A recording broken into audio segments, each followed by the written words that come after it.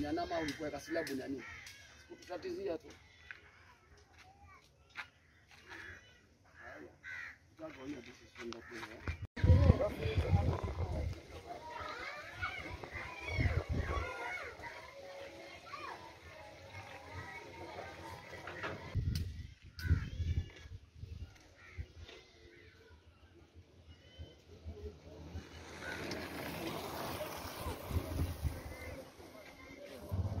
Kala kucha, ndio anakutamalo.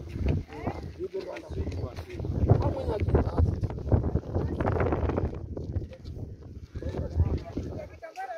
Banda cha kitambara kama mimi.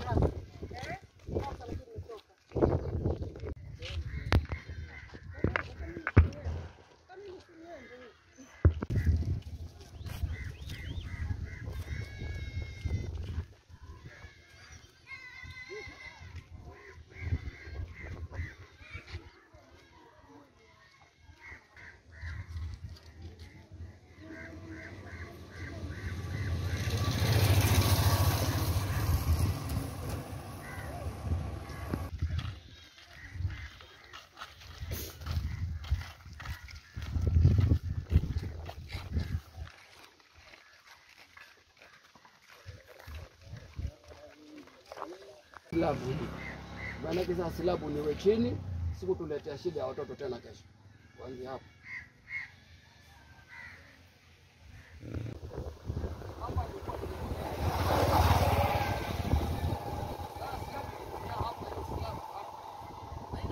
Ndio kuna jazira huko. Tena hapa aje kama depression hapa. Hii maji ni huko. Yaweza kupita hapa katikati. Huyu mama asipate shida kwa sababu hii itamchukua mama atapata shida. Hii maji ya kweli ndio anatoa hivi amefanya. Na pili itachimba zaidi hata ikikuta hii itapomolewa hapa. Barabara itafikia shimo. Tunalalamikia kuhusu barabara. Barabara ilitengezwa na hatuwezi kujua kwa hii kamati. Je, ilichukua maoni ya wananchi? Je, walipitia kwa kina nani mpaka wakaona heri watuweke slab? Na mimi ni mmoja wa wale waliomchukua Mama Rose kama MCA kumuonyesha hapa shida ambayo inatutatiza hapa.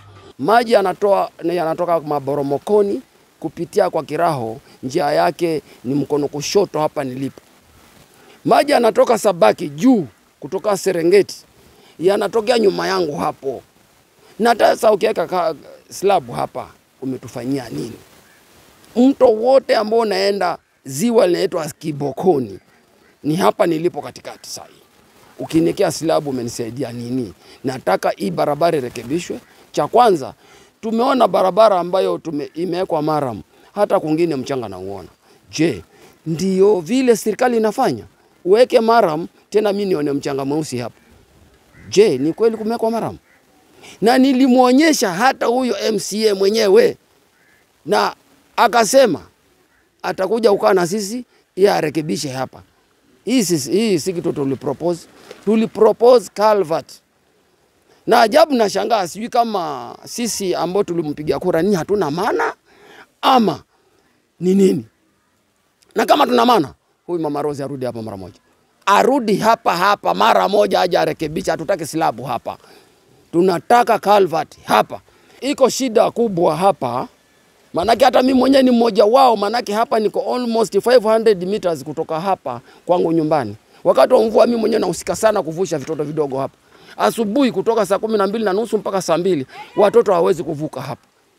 Na ndio sababu tukasema tuweke culvert na mama akaridhika.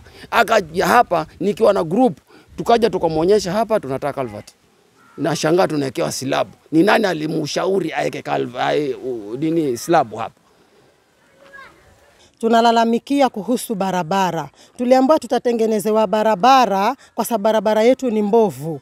Basi ikaja kaharibiwa kabisa. Mpaka sasa hivi tunalalamikia kwa sababu ni msimu wa mvua na watoto wetu wataanza kwenda shule. Na watoto wakianza kwenda shule watakuwa kwa hatari. Tuliambiwa tutawekewa culvert, tukaje tukawekewa slab. Sasa hii barabara imekuwa mbovu kabisa, hatutaki. Tunataka barabara irekebishwe kwa haraka sana. Huwa kuna maji kabisa mpaka watoto hawawezi kupita kabisa, hata magari hawawezi kupita. Kwa hivyo hapa basi mpaka kuwe na dawa watu wapite. Kwa hivyo nataka tutengenezwe vizuri, irekebishwe barabara.